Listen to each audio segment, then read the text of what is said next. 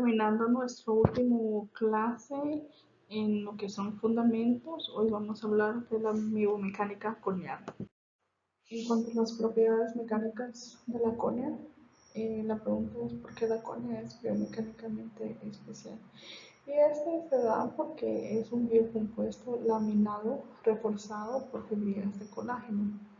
Y se combinan cuatro propiedades fundamentales, los cuales son la rigidez, resistencia, extensibilidad y tenacidad.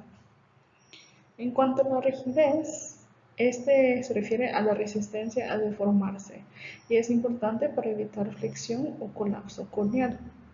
La resistencia es su máximo estrés que soporta antes de romperse, mientras que la extensibilidad es la máxima deformación que tolera antes de romperse, y este permite recuperar la forma original tras una deformación fisiológica.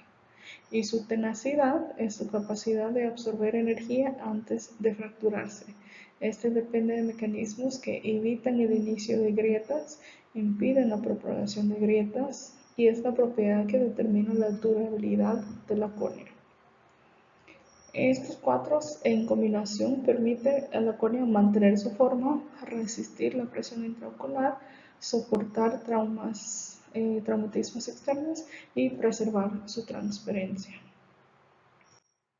La organización biomecánica, pues aquí las propiedades mecánicas dependen principalmente del estroma, especialmente en las regiones de la membrana de Bowman, el tercio anterior del estroma, los dos tercios posteriores del estroma, la membrana de Descemet también. Su disposición organizada del colágeno hace que la córnea sea anisotrópica, quiere decir que sus propiedades cambian según la dirección de la fuerza aplicada. Los enlaces cruzados del colágeno aumentan con la edad y maduración, y esto también incrementan la rigidez, resistencia, tenacidad, sin reducir significativamente su elasticidad. La biomecánica de la córnea afecta sus respuestas funcionales y influye considerablemente en la visión. La composición física de la córnea le confiere propiedades viscoelásticos. Esto quiere decir que tiene elementos elásticos, elasticidad, ¿verdad? Tanto como viscosidad. Y esto le otorga una cualidad de estéresis. Cuando hablamos de elasticidad, se refiere a la capacidad que tiene una sustancia para deformarse reversiblemente bajo tensión. Y los materiales viscosos, por otro lado, son los que fluyen cuando se les aplica una fuerza de cizallamiento externa y no recuperan su forma original al cesar dicha fuerza. Entonces, tenemos aquí pues viscoelástico, características tanto viscoso como elasticidad, lo que resulta en la disipación de energía al aplicar cierta tensión. Y la energía perdida en este proceso de disipación es la que se denomina histéresis. Si bien se han desarrollado diversos métodos para estudiar la biomecánica de la córnea, por el momento solo el analizador de respuesta ocular ha logrado permitir el análisis directo de las propiedades biomecánicas corneales en un ambiente clínico. La comprensión de la biomecánica corneal es importante para describir varios estados patológicos, por ejemplo el keratocono o la ectasia, ¿sí? Y además el éxito de sus tratamientos corneales depende de las interacciones entre factores biológicos y biomecánicos. También el impacto que tiene esto en los tejidos oculares circundantes.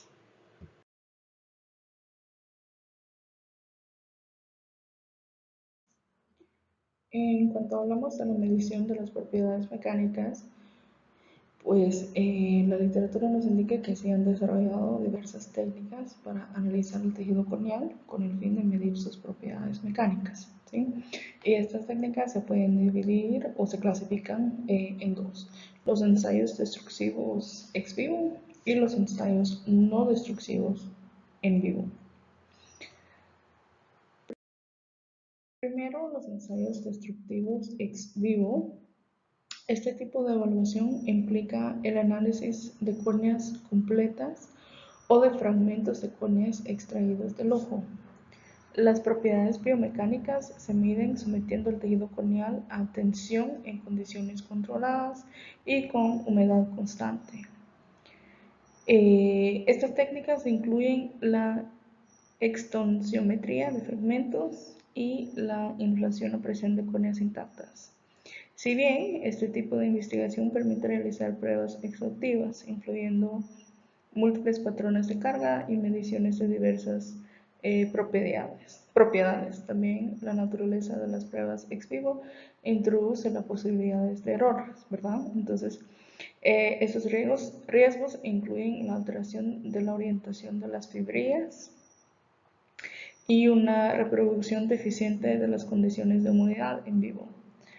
Los principios confirmados con ensayos ex vivos, a pesar de sus limitaciones, los ensayos destructivos ex vivos han confirmado con éxito los siguientes principios biomecánicos. Primero, la córnea presenta una respuesta no lineal de tensión frente a deformación con un endurecimiento progresivo a las altas deformaciones. También la córnea presenta una respuesta viscoelástica no lineal con diferentes grados de estéresis en distintos ciclos de carga. Otro, la córnea presenta variaciones regionales en el plano de deformación, lo que significa que la córnea paracentral y la periférica es más rígida que la central, esto debido a la diferente orientación y cantidad de fibrillas de colágeno. Y también la resistencia elástica de la córnea depende de la profundidad, disminuyendo desde el estroma anterior al posterior. Las propiedades mecánicas de la córnea dependen de la edad, aumenta su rigidez con la edad, ¿verdad?, del paciente. En cuanto a los ensayos no destructivos en vivo, aquí se han desarrollado investigado diversos métodos para medir la biomecánica corneal en vivo y la aplicación clínica de estos es variable. Los métodos en vivo pues evitan el posible error inherente a la extracción de la córnea, ¿verdad?, en su entorno natural, pero su alcance de investigación es muy limitado. Actualmente tenemos dos métodos. El más conocido es el analizador de respuesta ocular y el siguiente es la microscopía de Brion.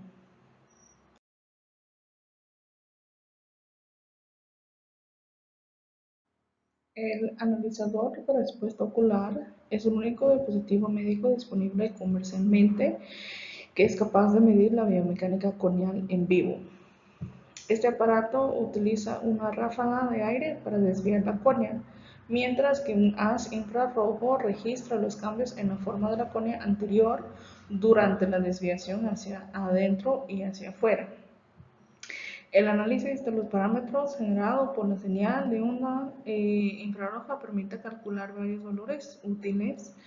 La estéresis corneal en sí se calcula como la diferencia de presiones de aire entre la aplaneación forzada hacia adentro y la aplaneación forzada hacia afuera, P1 y P2.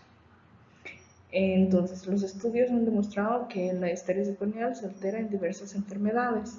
La medición de esta también proporciona una caracterización más completa de la contribución de la resistencia corneal a las mediciones de la presión intraocular que el espesor corneal central. Sin embargo, los valores de estéresis pueden ser producidos por diversas combinaciones de espesor corneal, como rigidez, vacío, hidratación, ¿sí?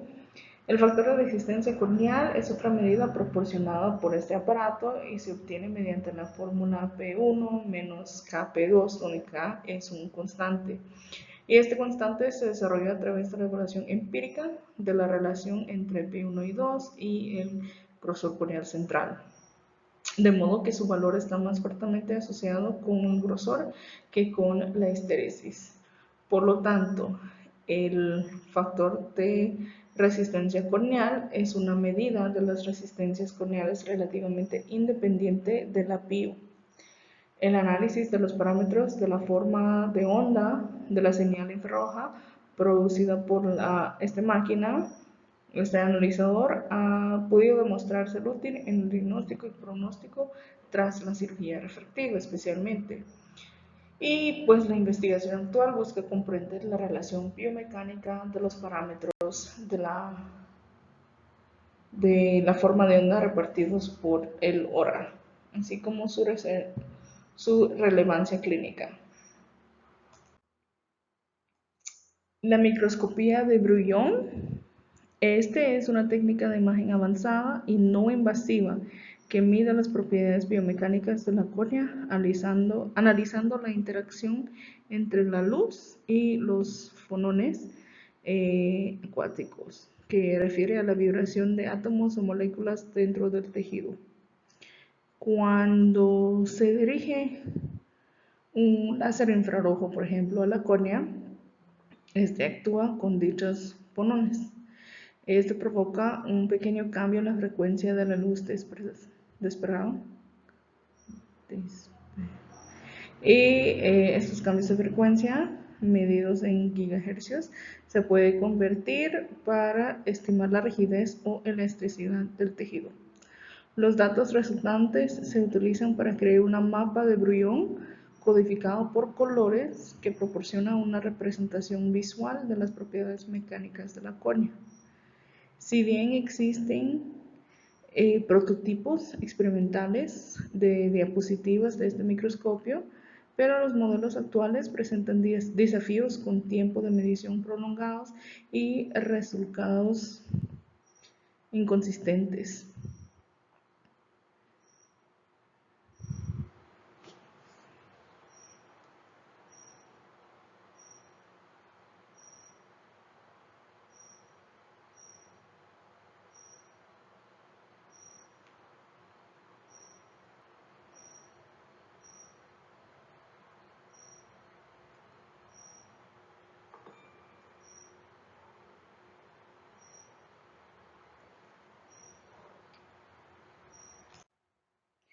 Otros métodos en vivo, tenemos la velocidad de propagación de ondas de corte que se ha utilizado para medir propiedades biomecánicas, incluyendo la estimulación del modelo elástico y el coeficiente de Poisson a partir de la aproximación del modelo elástico lineal. Sin embargo, su eficacia no ha sido demostrada, ¿sí?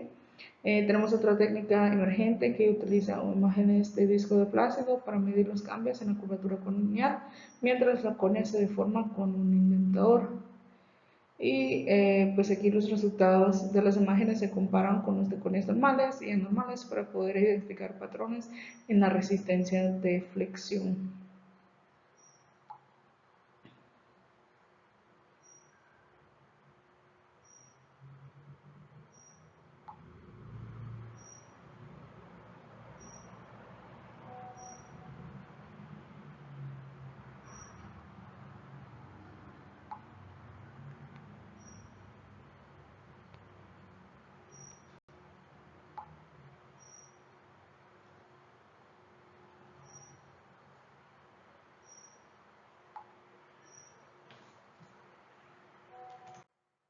La medición de la presión intraocular se sobreestima en córneas gruesas y con curvatura pronunciada y se subestima en córneas delgadas o planos.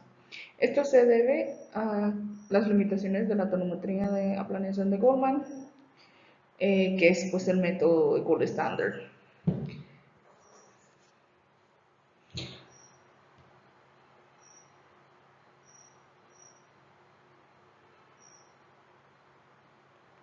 Hay diversos estudios que han demostrado que un aumento en el grosor corneal resulta en un aumento del apío.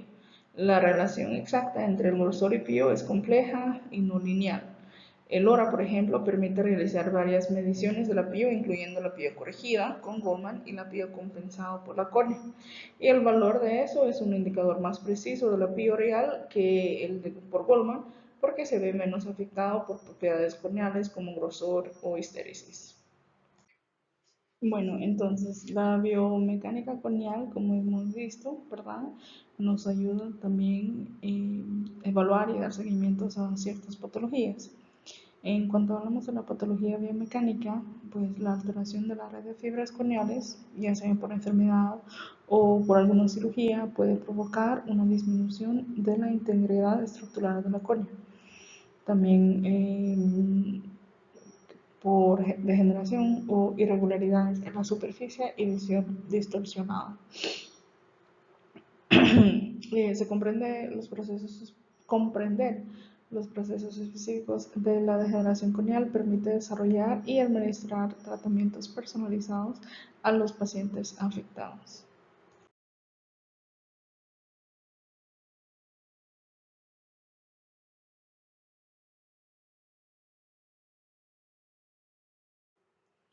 Primero tenemos la ectasia corneal iatrogénica. Esta es una complicación rara de la cirugía refractiva que se cree que es el resultado de un lecho estromal residual inadecuado que queda después de la cirugía. Entre los más comunes está el LASIK, o de una cirugía realizada en una córnea con queratocono no identificado.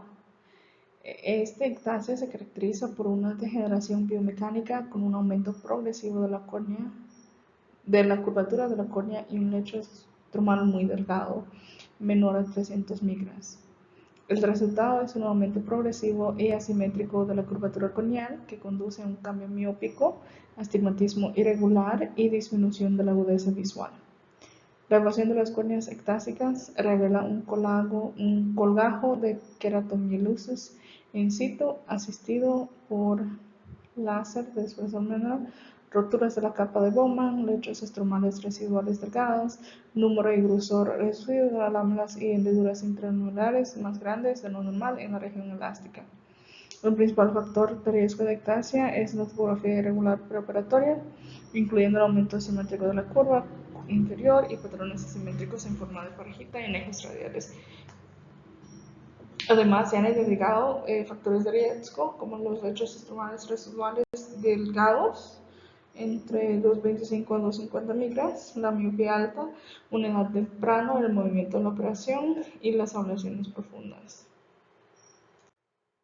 El queratocono, pues este es un trastorno ectásico progresivo de la córnea que se caracteriza por una degeneración bilateral, asimétrica y no inflamatoria. Este produce adelgazamiento, protrusión central y paracentral. Se cree que la progresión de la enfermedad comienza con una degeneración focal de las propiedades del material, seguido de un ciclo de endurecimiento, también aumento de la tensión y redistribución del estrés. Si bien la composición, distribución y empacamiento del colágeno parecen normales en el queratocono, la red de colágeno nativa está mayormente desorganizada. Las irregularidades en la red de colágeno dan como resultado una distorsión de la función refractiva que puede conducir a miopía alta y astigmatismo irregular. Las córneas con queratocono también presentan mayores niveles de colagenosis, pérdida de queratocitos, reducción de los enlaces cruzados de colágeno y respuestas de tensión versus deformación significativamente debilitadas. Los factores que potencialmente contribuyen a la degeneración biomecánica de las córneas enfermas incluyen la genética, microtraumatismos, frotamiento de los ojos y atopia. En queratocono frustro es una inestabilidad biomecánica latente que es una causa importante de ectasia iatrogénica. Si bien la hora, la imagen del disco plácido y imagen de Schönpflug han logrado demostrar ser prometedoras para detectar algunos aspectos del queratocono, generalmente se requiere una combinación de estas técnicas para maximizar la especificidad y la sensibilidad diagnóstico subclínico.